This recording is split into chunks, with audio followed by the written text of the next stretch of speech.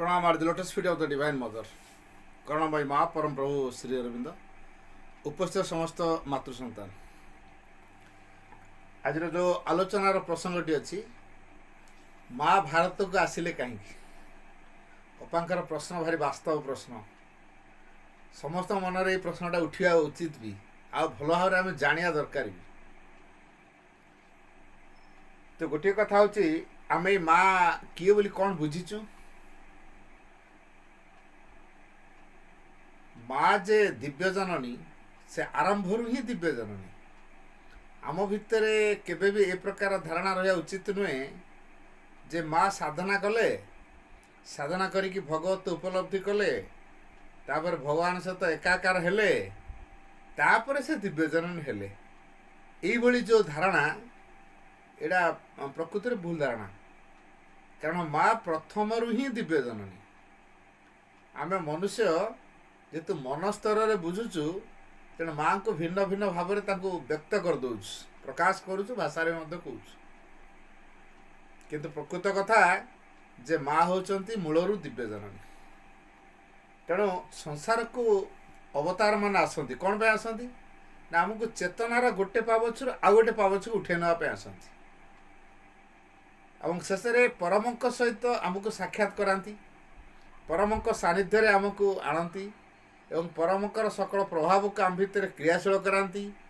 यही एक दिव्यतार कार्यधारा को आहरी आगु आगु गोटे पर गोटे गोटे पर गोटे गोटे पर गोटे पावछुर पावछ अतिक्रम कर शेष परम चेतनार भूमि आमको उपस्थापित कराती ये हूँ अवतार मानकर कार्य आज पर्यंत जिते सब अवतार आसचंदी से आउ कहीं नुह से माँ श्री ही आसचंदी भिन्न भिन्न ना भिन्न भिन्न अवतार आसचंदी आ भिन्न भिन्न कार्यधारा को मत तुले कहीं पृथ्वी रे भविष्य एक नुआ चेतनार राज्य चलो चेतना प्रभाव कार्यकारी हम एवं ये पृथ्वी एक दिव्यता को लाभ कर तेणु संसार भितर स्वर्गराज्य प्रतिष्ठा हम एवं मनुष्य को आउ स्वर्ग सुख पृथ्वी पलायन करा पड़ो नहीं कि भगवान को प्राप्त करने पृथ्वी को वर्जन करने दरकार पड़ो नहीं यही कार्यधारा परम चिंता करजे निजे एक थिले बर्तमान से जो सृष्टि अनेक कले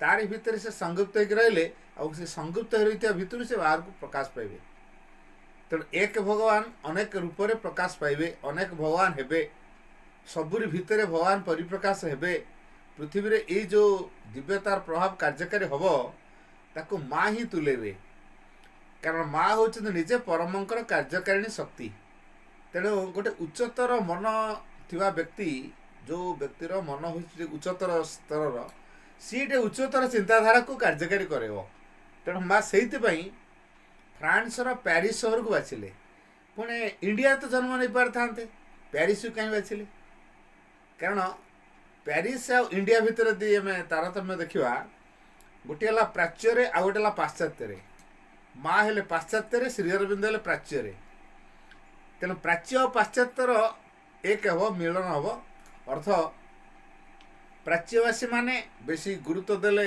भगवान को आत्मा को तेणु से अनेक प्रकार जोग सिद्धि सब अर्जन कर भारतर भित्तिभूमि को आध्यात्मिकतार भित्तिभूमि में परिणत कर तेणु जो परम ये कार्य कराटा सहज हो तेणु ये जो परम जो कार्य कराटा सहज हो तेणु तार बेस तैयारी भारत वर्ष में तेरे जो परमंकर जो लक्ष्यटी रहा जे निजक से परिपूर्ण रूप प्रकाश करेंगे एक रु अनेक रूप हेबे ए जगत सृष्टि है पुणी जो प्रकार जगत परम चिंता कर माँ तो कार्यकारी करेंगे तेणु माँ का आगमन होगा दरकार तेणु माँ जो आगमन हम कौटू हम तेणु गोटे उच्चतर मन को लेकिन से कार्यधारा को त्वरान्वित करेंगे तेणु फ्रांस पेरिस सहर हूँ उच्चतर मन व विकसित मनर एक प्रतीक तेणु से सबकि सुंदर माँ अन्य भाषा में पढ़ी बही जे फ्रांस पेरिस सहर हूँ सुंदर नगरी पृथ्वीर सब सुंदर नगरी हूँ फ्रांस पेरिस सहर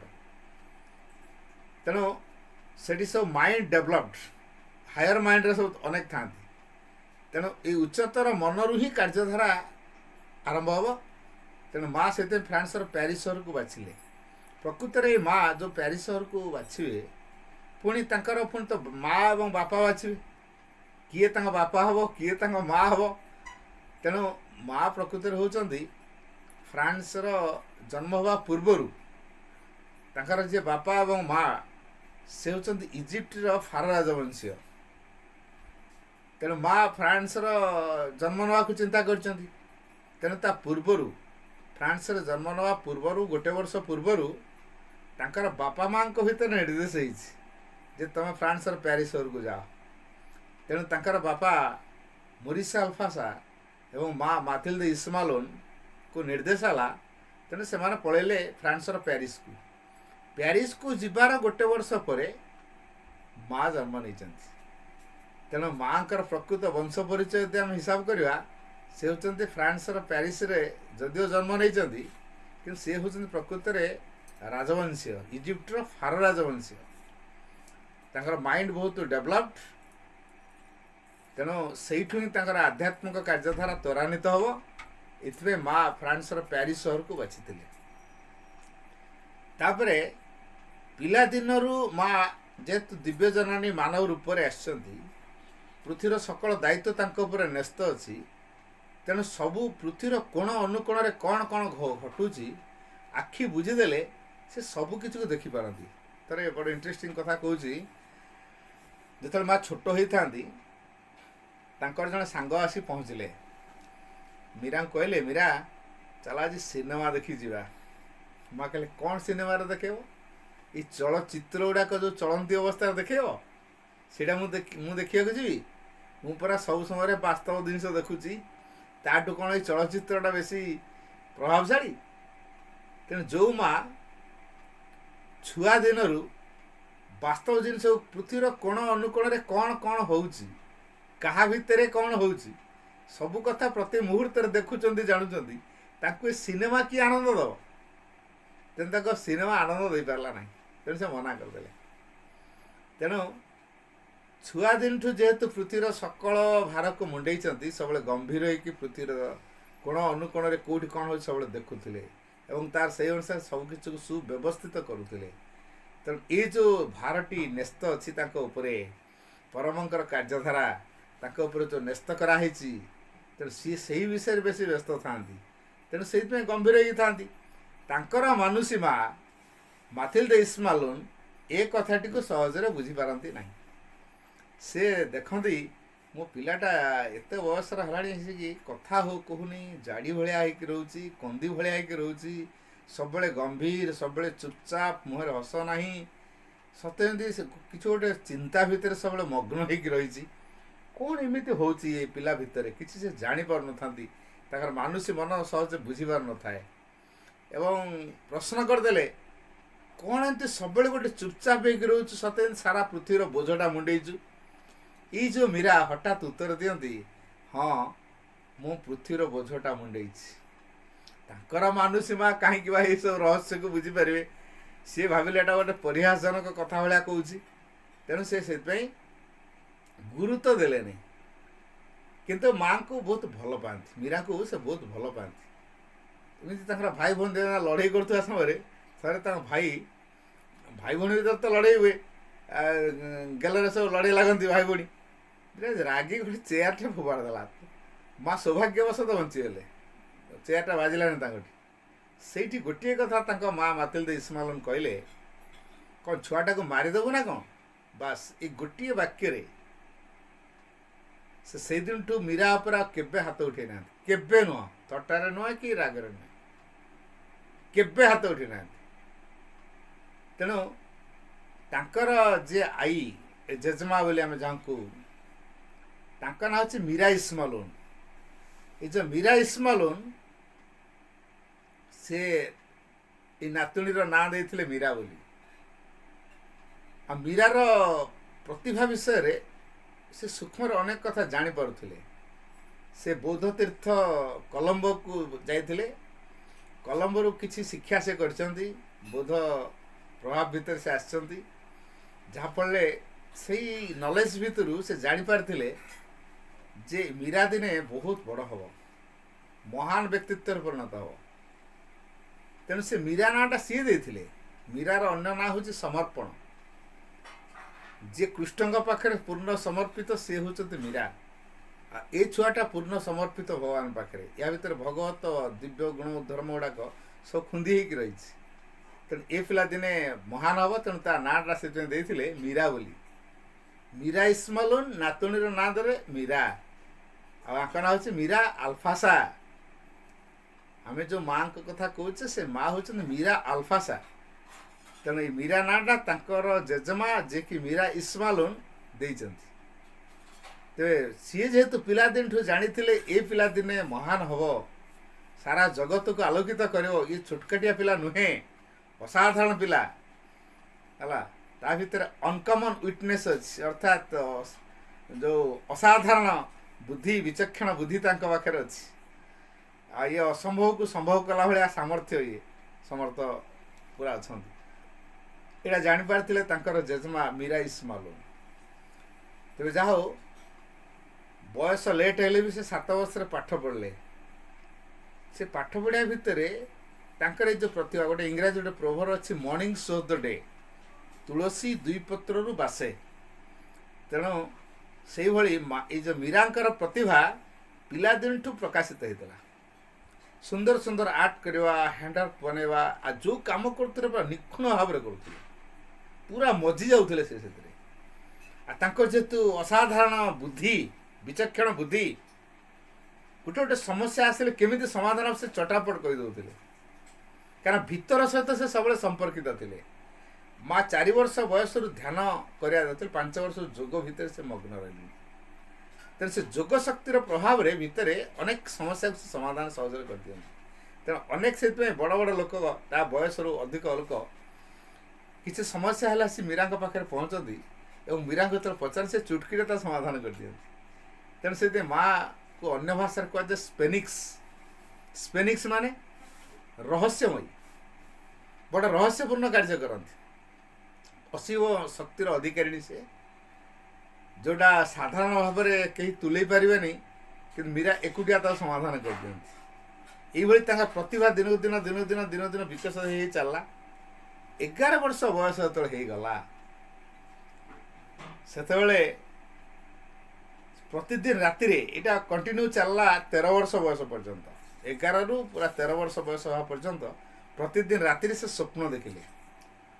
ଆଉ ଯେଉଁ ସ୍ୱପ୍ନ ଦେଖନ୍ତି, ସେ ସ୍ୱପ୍ନ ଭିତରେ ଅନେକ ସାଧୁ ସନ୍ଥ ଋଷି ମହାପୁରୁଷ ଏମାନଙ୍କୁ ସେ ଦେଖନ୍ତି। ତା ଭିତରୁ କେତେଜଣଙ୍କୁ ସେ ସ୍ଥୂଳ ଜଗତରେ ବାସ୍ତବ ଆଖିରେ ଦେଖିଛନ୍ତି, ସ୍ଥୂଳ ଜଗତରେ ଦେଖିଛନ୍ତି ଏବଂ ପଚାରିଲେ, ମୁଁ ତ ଦେଖିଥିଲି, ପଚାରିଥିଲି, ଏହା କହିଥିଲି, ଇଏ ତ ସେଇ ବ୍ୟକ୍ତି। ତାପରେ ତାକୁ ଯେତେବେଳେ ପଚାରନ୍ତି, ଠିକ୍ ସେ ସେଇ ଉତ୍ତର ହିଁ ଦିଅନ୍ତି। ଆଶ୍ଚର୍ଯ୍ୟ ଲାଗେ ମୀରାଙ୍କୁ, ଆରେ ମୋର ତାହେଲେ କିଛି ଗୋଟେ ପୃଥିବୀରେ ଗୋଟେ ନୂଆ କାର୍ଯ୍ୟ କରିବାର ଅଛି ତାହେଲେ। ଆଉ ତାପରେ ଜଣଙ୍କୁ ସେ ସବୁଦିନ ରାତିରେ ସ୍ୱପ୍ନରେ ଦେଖୁଛନ୍ତି।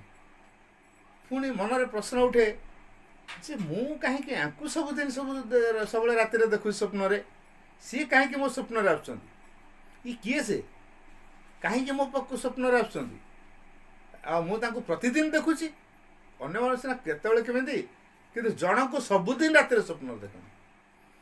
ସେଠୁ ତାଙ୍କ ମନରେ ଗୋଟେ ପ୍ରଶ୍ନ ଉଠିଲା ଯେ ମୋର ବୋଧେ ୟାଙ୍କ ସହିତ ପୃଥିବୀରେ କିଛି କାର୍ଯ୍ୟ କରିବାର ଅଛି। ତାପରେ ଯାହା ହଉ, କ'ଣ ବୋଲି ତାଙ୍କୁ ଡାକିବେ, ତାଙ୍କ ମୁହଁରୁ ହଠାତ୍ ବାହାରିଲା କୃଷ୍ଣ ବୋଲି। କାରଣ ମୀରା କୃଷ୍ଣଙ୍କ ପାଖରେ ସମର୍ପିତ, ତାଙ୍କର ଜେଜେମା ଏ କଥାଟା ଜାଣିଥିଲେ, ତେଣୁ ତା ନାଁଟା ଦେଇଥିଲେ ମୀରା। ବର୍ତ୍ତମାନ ସେ ମୀରାଙ୍କ ଭିତରୁ କେମିତି ସ୍ୱାଭାବିକ ଭାବରେ ବାହାରୁଛି ନାଁଟା କୃଷ୍ଣ ବୋଲି। କୃଷ୍ଣ ପୁଣି ଭାରତୀୟ ନାଁ, କୃଷ୍ଣ ନାଁଟା ଭାରତବାସୀମାନେ ଜାଣିଛନ୍ତି, କିନ୍ତୁ ଅନ୍ୟ କଣ୍ଟ୍ରି ମାନଙ୍କରେ, ପାଶ୍ଚାତ୍ୟ ଦେଶରେ କୃଷ୍ଣ କହିଲେ ସେ ଗୋଟେ କ'ଣ କୃଷ୍ଣ, କି କୃଷ୍ଣ, କିଏ ସେ କୃଷ୍ଣ, କ'ଣ ରୂପ, କିଛି କୃଷ୍ଣ ବିଷୟରେ କିଛି ଆଇଡ଼ିଆ ହିଁ କରିପାରିବେନି। କିନ୍ତୁ ଯେହେତୁ ମୀରା ଇସ୍ମାଲୁନ୍ କୃଷ୍ଣ ଏବଂ ରାଧାଙ୍କ ବିଷୟରେ ଜାଣନ୍ତି, ତେଣୁ ମୀରା ନାଁଟା ସେଇଥିପାଇଁ ସେ ଦେଇଥିଲେ। ୟାଙ୍କ ମୁହଁରୁ ସ୍ୱାଭାବିକ ଭାବେ ବାହାରିଲା ଇଏ ହେଉଛନ୍ତି କୃଷ୍ଣ ବୋଲି। ଯେଉଁ କୃଷ୍ଣଙ୍କ ସହିତ ପ୍ରତିଦିନ ସାକ୍ଷାତ ହେଉଛି ସ୍ୱପ୍ନରେ, ସେ ସଂକଳ୍ପ ନେଇଥିଲେ ୟାଙ୍କ ସହିତ ମୋର ନିଶ୍ଚିତ କିଛି କାର୍ଯ୍ୟ ଅଛି ଏବଂ ମୁଁ ସେ କାର୍ଯ୍ୟ ନିଶ୍ଚିତ କରିବି। ଯାହା ହଉ, ଏଇଭଳି ଭାବରେ ମୀରା କୃଷ୍ଣଙ୍କ ପାଖରେ ପୂର୍ଣ୍ଣ ସମର୍ପିତ ହେଲେ ଏବଂ ପରବର୍ତ୍ତୀ କାର୍ଯ୍ୟଧାରାକୁ ସେ ତ୍ୱରାନ୍ୱିତ କେମିତି କରିବେ ଭିତରେ ଭିତରେ ତାଙ୍କର ପ୍ରସ୍ତୁତି ଚାଲିଥାଏ।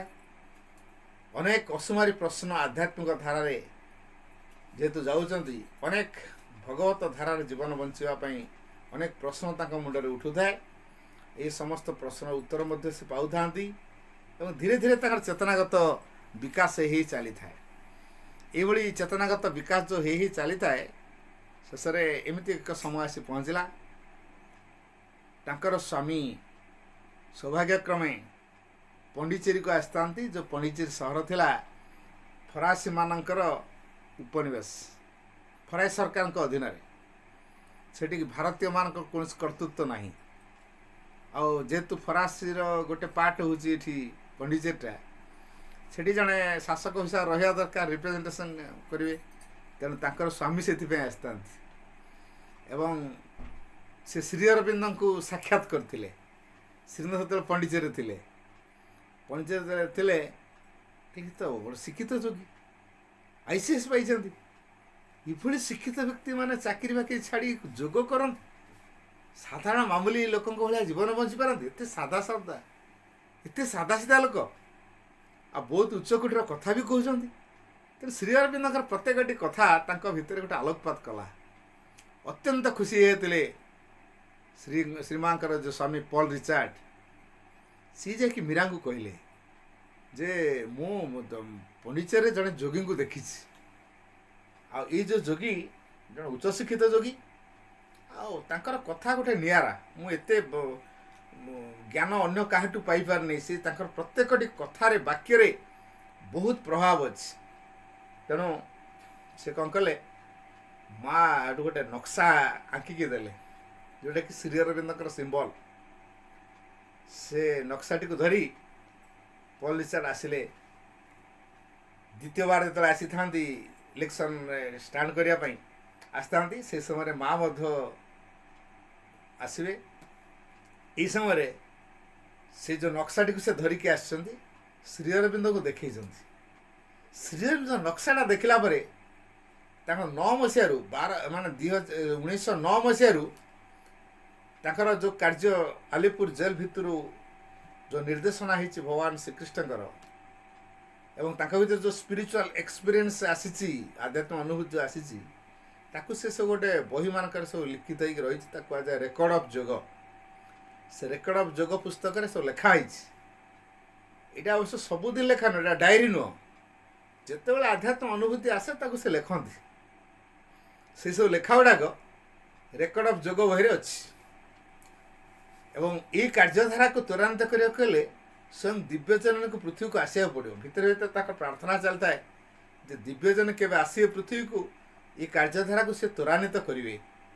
ଆଉ ଏ ସିମ୍ବଲଟିକୁ ଦେଖିଦେଲା ପରେ, ଆରେ ମା ତାହେଲେ ଆସିଗଲେଣି, ଆଉ ଏ ଆଧ୍ୟାତ୍ମିକ ବିପ୍ଳବକୁ କେହି ରୋକିପାରିବେ ନାହିଁ। ଶ୍ରୀଅରବିନ୍ଦ ଏଇ ପ୍ରକାର ଭାବନା ରଖିକି ମନ୍ତବ୍ୟ ଦେଇଥିଲେ। ଖୁସି ହେଇଥିଲେ। ସିମ୍ବଲକୁ ଦେଖି ଦେଖି ଜାଣି ଯାଇଥିଲେ ଯେ ମା ପୃଥିବୀକୁ ଆସିସାରିଲେଣି ଏବଂ ଆଧ୍ୟାତ୍ମିକ ବିପ୍ଳବ ଆଉ ରୋକିବ ନାହିଁ, ଅଗ୍ରଗତି କରି କରି ଚାଲିବ। ଏଇଟା ଶ୍ରୀଅରବିନ୍ଦ ନିଶ୍ଚିତ ହେଇଯାଇଥିଲେ। ତାପରେ ସେ ତା ଉତ୍ତର ଲେଖିଲେ। ଯେଉଁ ଦୁଇଟା ତ୍ରିଭୁଜ, ଊର୍ଦ୍ଧ୍ୱାଭିମୁଖୀ ତ୍ରିଭୁଜଟା ହେଲା ଜୀବନ, ଆଲୋକ, ପ୍ରେମ। ତିନିଟା ବାହୁ, ଗୋଟେ ବାହୁ ଜୀବନ, ଆଉ ଗୋଟେ ବାହୁ ଆଲୋକ, ଆଉ ଗୋଟେ ବାହୁ ପ୍ରେମ। ନିମ୍ନ ଆଡ଼କୁ ଯେଉଁ ତ୍ରିଭୁଜ ମୁହେଁଛି ସେଥିରେ ତିନିଟା ବାହୁ, ଗୋଟେ ହେଲା ସତ୍, ଆଉ ଗୋଟେ ହେଲା ଚିତ୍, ଗୋଟେ ଆନନ୍ଦ। ଏ ଦୁଇଟାକ ଊର୍ଦ୍ଧ୍ୱରୁ ଆସୁଛି, ନିମ୍ନ ଆଡ଼ୁ ଯାଉଛି, ମଝିରେ ଗୋଟେ ମିଶ୍ରଣ ହେଇଛି, ମିଳନ ହେଇଛି। ସେଇଠି ଗୋଟେ ବର୍ଗକ୍ଷେତ୍ର ତିଆରି ହେଇଛି, ସମତା, ଅର୍ଥାତ୍ ସମନ୍ୱୟ ଘଟିଛି। ଅର୍ଥାତ୍ ଗୋଟେ ବସ୍ତୁବାଦୀ ଜଡ଼ବାଦୀ, ଆଉ ଗୋଟେ ଭଗବତବାଦୀ ହେଲା ପ୍ରାଚ୍ୟ, ଆଉ ଗୋଟେ ହେଲା ପାଶ୍ଚାତ୍ୟ। ଏ ଦୁଇଟିର ମିଳନ ହେଲା ଭଳିଆ ଠିକ୍ ସେଇଭଳି ଗୋଟେ ସମନ୍ୱୟମୂଳକ ଭାବ ହେଇଛି, ଯେଉଁଟାକି ବର୍ଗକ୍ଷେତ୍ର ତାର ପ୍ରତୀକ। ତା ଭିତରେ 6ଟା ଜଳରାଶି ହେଉଛି ବହୁଳତା, ବିଭିନ୍ନତା। ଭିନ୍ନ ଭିନ୍ନ ସମୟରେ ପୃଥିବୀରେ ଭିନ୍ନ ଭିନ୍ନ କାର୍ଯ୍ୟଧାରା ସବୁ ହେଇଛି ଏବଂ ତା ଭିତରେ ଭଗବାନଙ୍କର ପ୍ରତୀକ ହେଉଛି ପଦ୍ମ। ଏଇଭଳି ଉତ୍ତର ଯେତେବେଳେ ଲେଖିକି ଦେଲେ, ସେ ଉତ୍ତର ପାଇଲା ପରେ ମା କହିଲେ, ଆରେ ମୋ କୃଷ୍ଣ ତାହେଲେ ପଣ୍ଡିଚେରୀରେ ଅଛନ୍ତି, ମୁଁ କେମିତି ତାଙ୍କୁ ଦେଖା କରିବି? ବହୁତ ଦିନରୁ ତାଙ୍କର ବ୍ୟାକୁଳତା ଅଛି କେବେ ତାଙ୍କ ସହିତ ସାକ୍ଷାତ ହେବ। ଅନେକଙ୍କୁ ତ ସ୍ୱପ୍ନରେ ଦେଖିଥିଲେ, ଅନେକଙ୍କୁ ସ୍ଥୂଳ ଜଗତରେ ଦେଖା ହେଇଛି, ଆଉ ପ୍ରେରଣା ମଧ୍ୟ ପାଇଛି। ହେଲେ ୟାଙ୍କ ସହିତ ମୋର ଦେଖା ହେଇନି, ଆଉ ୟାଙ୍କ ଦ୍ୱାରା ହିଁ ମୋର ପୃଥିବୀର କାର୍ଯ୍ୟ ହେବ ହେଲା। ଆଉ ମା ଆଉ ଶ୍ରୀଅରବିନ୍ଦ ଭିତରେ ସମ୍ପର୍କଟା ଏଇ ପ୍ରକାର ସେ ଅନୁଭବ କରିଥିଲେ। ସେତେବେଳେ ଯେ without him I exist not and without me he is unmanifest. ମା ସେଇଟା ଜାଣିଥିଲେ, କହିଥିଲେ ତାଙ୍କ ବିନା ମୋର ସ୍ଥିତି ନାହିଁ, ଆଉ ମୋ ବିନା ସେ ପ୍ରକାଶ ହେଇପାରିବେନି, ଅପ୍ରକାଶ୍ୟ। ତେଣୁ ମୋର ତାଙ୍କ ସହିତ ନିଶ୍ଚିତ ସାକ୍ଷାତ ହେବା ଦରକାର। ତେଣୁ ଯାହା ହଉ ଏବେ ସେ ସମୟ ଆସିଛି, ମୁଁ କୌଣସି ପ୍ରକାରେ ତାଙ୍କୁ ମୁଁ ସାକ୍ଷାତ କରିବି। ତାପରେ 1914 ମାର୍ଚ୍ଚରେ ସେ ବାହାରିଲେ ଆସିବା ପାଇଁ।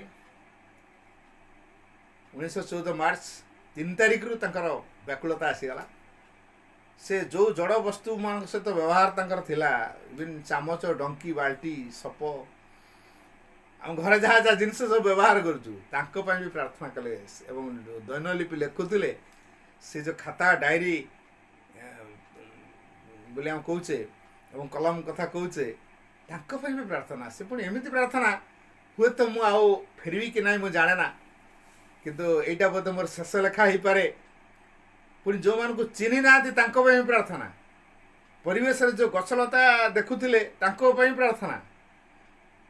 ପୁରା ବ୍ୟାକୁଳ ତ। ଆଉ ତାପରେ ଗୋଟେ ଜାହାଜ ଠିକ୍ ହେଲା। ସେ ଜାହାଜର ନାଁ ହେଉଛି କାଗାମାରୁ, ଜାପାନୀ ଜାହାଜଟା। ସେ ଜାହାଜରେ ସେ ଆସିଲେ। ଜଳ ଭିତରେ ଥିବା ପ୍ରାଣୀମାନଙ୍କ ପାଇଁ ପ୍ରାର୍ଥନା, ଜଳ ଯାତ୍ରୀମାନଙ୍କ ପାଇଁ ପ୍ରାର୍ଥନା, ଆକାଶ ପାଇଁ, ଆକାଶରେ ଯେତେ ସବୁ ବିହଙ୍ଗମାନେ ଉଡ଼ୁଥାନ୍ତି ତାଙ୍କ ପାଇଁ ବି ପ୍ରାର୍ଥନା।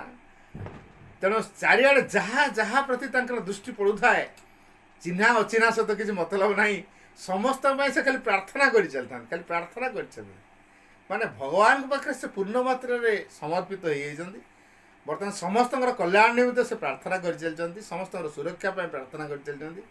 ଏଇଭଳି ଭାବରେ ସେ ଆସିଲେ। ଯେତେବେଳେ ଆସିଲେ ଜାହାଜରେ ଆସୁଛନ୍ତି, ମାନେ ଏତେ ଭଗବତ ପ୍ରେମରେ ସେ ବିହଳିତ ହେଇଯାଇଛନ୍ତି। ସାଙ୍ଗରେ ଯେଉଁମାନେ ଜଳଯାତ୍ରା କରନ୍ତି ସାଙ୍ଗରେ କମ୍ପାସ ଧରନ୍ତି, ମାନେ ଦିଗ ନିର୍ଣ୍ଣୟ ଯନ୍ତ୍ର, ତାକୁ ଭୁଲି ଯାଇଛନ୍ତି। ତଥାପି ଆସିଲେ, ଜାହାଜ ଆସିଲା, କଲମ୍ବୋ ଗଲା। କଲମ୍ବୋରେ ଯେତେବେଳେ ଓହ୍ଲେଇ ପଡ଼ିଲେ, ତାପରେ ସେଠି ଜଣେ ବୌଦ୍ଧ ସନ୍ନ୍ୟାସୀଙ୍କ ସହିତ ତାଙ୍କର ସାକ୍ଷାତ ହେବାର ଥିଲା।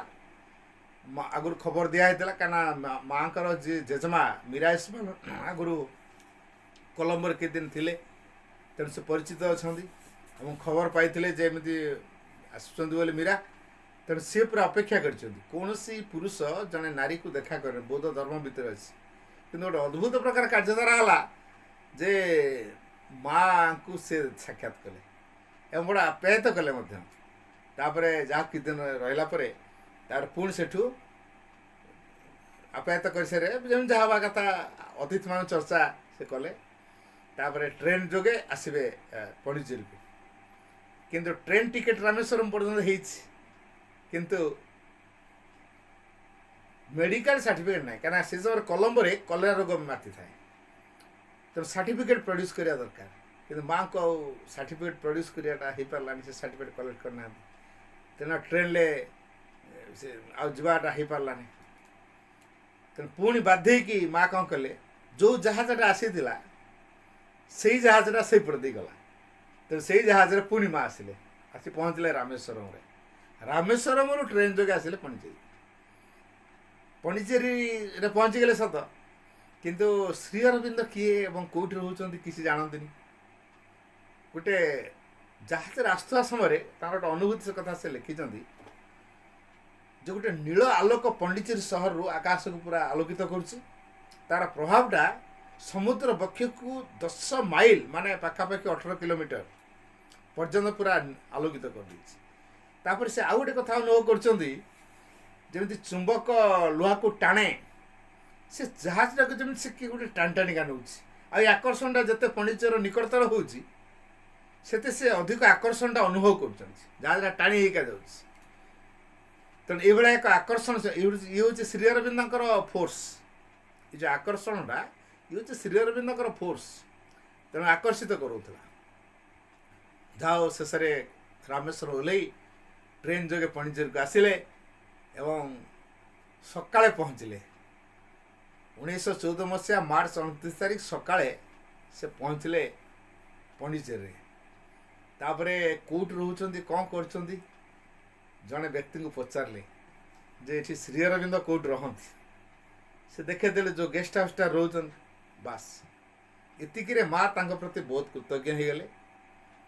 ତାପରେ ଅପରାହ୍ନ 3ଟା 30 ମିନିଟ୍ ସମୟରେ ମା ଏବଂ ଶ୍ରୀ ଅରବିନ୍ଦଙ୍କର ସାକ୍ଷାତ ହେଲା। ମାଙ୍କର ପ୍ରଥମ ସାକ୍ଷାତ, ଯେଉଁଟା ଆମେ ରାଧାର ପ୍ରାର୍ଥନାରେ ବୋଲୁଛେ। ଶ୍ରୀଅରବିନ୍ଦ ଗେଷ୍ଟ ହାଉସ୍ରେ ରହୁଛନ୍ତି, ସେ ଉପରୁ ଓହ୍ଲେଇ ଆସୁଛନ୍ତି ଉପରେ, ମା ଯାଉଛନ୍ତି ତଳ ଆଡ଼ୁ। ବାସ୍ ଠିକ୍ ସେ ଉପରକୁ କେତେଟା ପାଉଛ ଖସି ଆସିଛନ୍ତି, ଶ୍ରୀଅରବିନ୍ଦ ରହିଛନ୍ତି ବାଟରେ, ମା ଯାଉଛନ୍ତି। ବାସ୍ ଏଇଭଳି ଦେଖିଦେଇଛନ୍ତି, ଉଭୟଙ୍କର ଦୃଷ୍ଟି ମିଳନ ହେଇଛି। 45 ମିନିଟ୍ କାଳ ସ୍ତବ୍ଧ ହେଇଯାଇଛନ୍ତି ଉଭୟ, ନୀରବ ନିସ୍ତବ୍ଧ ପୁରା। ଖାଣ୍ଟି ହିନ୍ଦୁ ନାରୀ ଯେମିତି ପ୍ରଣାମ କରନ୍ତି, ଭାରତୀୟ କଲଚର, ଭାରତୀୟ ସଂସ୍କୃତି ଯାହା ବତେଇଛି, ସେଇ ଅନୁସାରେ ଓଢ଼ଣା ମୁଣ୍ଡରେ ଓଢ଼ଣା ଦେଇ ପ୍ରଣାମ କରିଛନ୍ତି ମା। ତାପରେ ନିର୍ନିମେଷ ନୟନରେ ଶ୍ରୀଅରବିନ୍ଦ ମାଙ୍କୁ ଚାହିଁଛନ୍ତି, ମା ଶ୍ରୀଅରବିନ୍ଦ ଚାହିଁଛନ୍ତି। ଯେଉଁ ଆଧ୍ୟାତ୍ମିକ ଅନୁଭବ ଆସିଗଲା, ତାପରେ ଏଇଟା ହେଲା ତାଙ୍କର ଫାଷ୍ଟ ଦର୍ଶନ, ପ୍ରଥମ ଦର୍ଶନ ଶ୍ରୀ ଅରବିନ୍ଦଙ୍କ ସହିତ ମାଙ୍କର। ତା ପରଦିନ ସେ ଯାହା ଅନୁଭବ କରିଥିଲେ ଶ୍ରୀଅରବିନ୍ଦ ପ୍ରଥମ ସାକ୍ଷାତରେ, ସେ ସେଇଠି କହିଥିଲେ, ଶତ ଶତ ଗାଢ଼ତମ ଅନ୍ଧକାର ଏ ପୃଥିବୀରେ ନିମଜ୍ଜିତ ରହିଥିଲେ ମଧ୍ୟ ତାର କିଛି ଯାଏସ ନାହିଁ। କାଲି ଆମେ ଯାହାଙ୍କର ଦର୍ଶନ କଲୁ, ତାଙ୍କର ଉପସ୍ଥିତି ଯଥେଷ୍ଟ ପ୍ରମାଣ ଦେଉଛି ଏ ପୃଥିବୀରେ ନିଶ୍ଚିତ ଅନ୍ଧକାର ଦୂର ହେବ, ଆଲୋକର ପରିପ୍ରକାଶ ହେବ ଏବଂ ପରମ ଚେତନା ଏ ପୃଥିବୀରେ ରାଜତ୍ୱ କରିବ, ସକଳ ଦୁଃଖ ଦୈନ୍ୟ ଦୂର ହେବ। ତାଙ୍କ ଉପସ୍ଥିତି ଏତିକି ପ୍ରମାଣ ଦେଇଦେଲା। ତାପରେ ମା ଶ୍ରୀଅରବିନ୍ଦ ରହିଲେ। ଗୋଟେ ବର୍ଷ ରହିଲା ପରେ ମାଙ୍କର ଜନ୍ମଦିନ ଶ୍ରୀଅରବିନ୍ଦ ପାଳନ କରିଛନ୍ତି। ବିଶ୍ୱଯୁଦ୍ଧର ଘୋଷଣା ହେଇଛି, ତାପରେ ମାଙ୍କୁ ଫେରିବାକୁ ପଡ଼ିଛି। ମା ସିନା ଫେରିଗଲେ, କିନ୍ତୁ ଶ୍ରୀ ଅରବିନ୍ଦଙ୍କର କେତେ ଗୁଡ଼ିଏ ପତ୍ରିକା ଯେଉଁଟା ପ୍ରକାଶ ପାଇପାରୁନି ଅର୍ଥ ଅଭାବ ଯୋଗୁଁ, ମା ସେ ସମ୍ପୂର୍ଣ୍ଣ ଦାୟିତ୍ୱ ନେଇ, ଇଭେନ୍ ପୋଷ୍ଟାଲ ଖର୍ଚ୍ଚ ପର୍ଯ୍ୟନ୍ତ ଶ୍ରୀଅରବିନ୍ଦଙ୍କୁ ଟଙ୍କାଟେ ପଇସା ଖର୍ଚ୍ଚ କରିବାକୁ ପଡ଼ିବନି, କାହିଁକିନା ମାଙ୍କ ପାଖରେ ପଇସା ଅଛି। ତେଣୁ ମା ସମ୍ପୂର୍ଣ୍ଣ ଦାୟିତ୍ୱ ନେଇଗଲେ, ସବୁ ବ୍ୟବସ୍ଥା ସୁଚାରୁ ରୂପେ ହେଇଗଲା। ତାପରେ ଜାପାନକୁ ଆସିଲେ, 4 ବର୍ଷ କାଳ ଜାପାନରେ ରହିଲେ ମା। ଜାପାନରେ ରହିଲା ପରେ ପୁଣି ଯୁଦ୍ଧର ପରିସମାପ୍ତି ହେଇଗଲା। ତାପରେ ଆସିଲେ, ସାଙ୍ଗରେ ତାଙ୍କର ଆଡପ୍ଟେଡ୍ ଚାଇଲ୍ଡ ମିସ୍ ହଡସନ୍ ଓରଫ ଦତ୍ତାକୁ ସାଙ୍ଗରେ ଧରିକି ଆସିଲେ। ଆସିକି ଶ୍ରୀ ଅରବିନ୍ଦଙ୍କୁ ସାକ୍ଷାତ କଲେ ଏବଂ ଆଶ୍ରମରେ ରହିଲେ, ପରମାନେଣ୍ଟଲି ରହିଲେ, ଆଉ କିଏ ଫେରି ନାହାନ୍ତି। 1920 ମସିହା ଏପ୍ରିଲ 24 ଏଇଟା ପରମାନେଣ୍ଟଲି ରହିଲେ। ରହିସାରିବା ପରେ ତାପରେ ଆଶ୍ରମର ଦାୟିତ୍ୱ ନେଲେ। ପ୍ରଥମ ଦାୟିତ୍ୱ ହେଲା ଶ୍ରୀ ଅରବିନ୍ଦଙ୍କ ରହିବା ଖାଇବା ବ୍ୟବସ୍ଥା, ତାଙ୍କର ଦେହ ପା କଥା ବୁଝିବା। ଏଇଟା ହେଲା ଶ୍ରୀ ଅରବିନ୍ଦଙ୍କ ପାଇଁ ତାଙ୍କର ସେବା। ତାପରେ ଆଶ୍ରମର ସେବା, ଆଗ ଶ୍ରୀ ଅରବିନ୍ଦଙ୍କ ସେବା, ପଛରେ ଆଶ୍ରମ ସେବା। ତାପରେ ଚାଲିଲା, ଏମିତି ରହିଲେ। ତାର ସିଦ୍ଧି ହେଲା 1926 ପରେ ଶ୍ରୀଅରବିନ୍ଦ ଏକୁଟିଆ ଗୋଟେ ଘର ରହିଲେ। ମା, ନଳିନ୍ଦା, ନିରୁଦ ବରନ, ଚମ୍ପକଲାଲ, ଏମିତି କେତେ ଜଣ ମାତ୍ର ତାଙ୍କ ସହିତ ସାକ୍ଷାତ କରୁଥିଲେ, ନହେଲେ ଆଉ କେହି ଦର୍ଶନ କରୁନଥିଲେ, ଦେଖା ଦେଉନଥିଲେ। କାହିଁକି ତାଙ୍କ ସେବାରେ ଯେଉଁମାନେ ନିୟୋଜିତ ଥିଲେ ତାଙ୍କୁ ସେ ଦେଖା ଦେଉଥିଲେ। ତାପରେ ଯଉ ଶ୍ରୀ ଅରବିନ୍ଦ ଅତିମାନସ ଲାଭ କଲେ, ସିଦ୍ଧି ହେଲା। ସିଦ୍ଧି ପରେ ଅତିମାନସ ପାଇଁ ସାଧନା ହେଲା। ଅତିମାନସ ସୂକ୍ଷ୍ମ ଭୌତିକ ଶରୀରକୁ ଅବତରଣ କଲା। ମା ଜାଣିଲେ, ନିଜ ଭିତରକୁ ନେଲେ। ତାପରେ ତାକୁ ପୃଥିବୀ ବାତାବରଣରେ କେମିତି କ୍ରିୟାଶୀଳ କରାଇବେ, ସେ କାର୍ଯ୍ୟ ହେଲା। 1956 ଫେବୃଆରୀ 29 ତାକୁ ଆମେ ଗୋଲ୍ଡେନ୍ ଡେ ବୋଲି କହୁଛେ। ସେ ଦେଖୁଛନ୍ତି ସାମୂହିକ ଧ୍ୟାନ ସମୟରେ ଗୋଟେ ବିରାଟ ଉର୍ଦ୍ଧୁକୁର୍ଷି ଉଠି ଯାଉଛନ୍ତି ଏବଂ ଗୋଟେ ସୁବର୍ଣ୍ଣ କବାଟ ଏ ଅତିମାନସକୁ ଛେକିକି ରଖୁଛି। ଗୋଟେ ସୁବର୍ଣ୍ଣ ହାତରେ ତାକୁ ଶକ୍ତ ପ୍ରହାର ଦେଲେ, ଅତିମାନ ଶକ୍ତି ପ୍ରବାହିତ ହେଇ ଆସିଲା, ପୃଥିବୀ ବାତାବରଣରେ କ୍ରିୟା କରିଗଲା। ତାପରେ ଶ୍ରୀ ଅରବିନ୍ଦଙ୍କର କାର୍ଯ୍ୟଧାରାକୁ ସେ ତ୍ୱରାନ୍ୱିତ କଲେ। 1962ରେ ମାଙ୍କୁ ପ୍ରଶ୍ନ କରାଗଲା ଯେ, ମା ଆପଣ ଭାରତବର୍ଷକୁ କାହିଁକି ଆସିଥିଲେ? ମା ସେଠି କହିଲେ, I came to India to meet Shri Aurobindo. ମୁଁ ଭାରତକୁ ଆସିଥିଲି ଶ୍ରୀଅରବିନ୍ଦଙ୍କୁ ସାକ୍ଷାତ କରିବି ବୋଲି। I remain in Pondicherry in to live with him. ମୁଁ ପଣ୍ଡିଚେରୀରେ ରହିଲି ଶ୍ରୀ ଅରବିନ୍ଦଙ୍କ ସହିତ ବାସ କରିବି ବୋଲି। Even when he left his body, ଏପରିକି ସେ ତ ଶରତ୍ୟାଗ କରିଦେଲେ। ଆଇ ଷ୍ଟେଡ୍ ଇନ୍ ପଣ୍ଡିଚେରୀ, ମୁଁ ପଣ୍ଡିଚେରୀରେ ରହିଲି in to do his work, ତାଙ୍କରି କାର୍ଯ୍ୟ କରିବା ପାଇଁ। କ'ଣ ସେ କାର୍ଯ୍ୟ? By serving the truth, enlightening mankind and hastening the rules of the divine love upon earth। ପୃଥିବୀ ପୃଷ୍ଠରେ ଦିବ୍ୟ ପ୍ରେମକୁ ତ୍ୱରାନ୍ୱିତ କରିବା, ମାନବ ଜାତିକୁ ଚେତନାଦୀପ୍ତ କରାଇବା, ସତ୍ୟର ସେବା କରିବା, ଏ ତିନୋଟି ହେଲା ତାଙ୍କର କାର୍ଯ୍ୟଧାରା। ଏଇଥିପାଇଁ ସେ ଭାରତବର୍ଷରେ ଶ୍ରୀଅରବିନ୍ଦ ସହିତ ରହିଛନ୍ତି, ଭାରତରେ ରହିଛନ୍ତି। ଏବଂ ତାଙ୍କୁ ଏକଥା ମଧ୍ୟ ମା ସ୍ୱୀକାର କରିଛନ୍ତି, though I am born by French and by early education I am French, but by choice I am Indian. I am born by French, ମୁଁ ଫ୍ରେଞ୍ଚରେ ଜନ୍ମ ହେଇଛି, and by early education I am French, बाल्य शिक्षा मु हूँ French किंतु by choice I am India मु पसंद रे भारतीय कहीं माँ जानी जे इंडिया इज माय सोल भारत हूँ मोर आत्मा आत्मा गोटे जगह शरीर गोटे जगह रही India is the land of Shri Aurobindo आउ भारत हूँ श्री अरविंद देश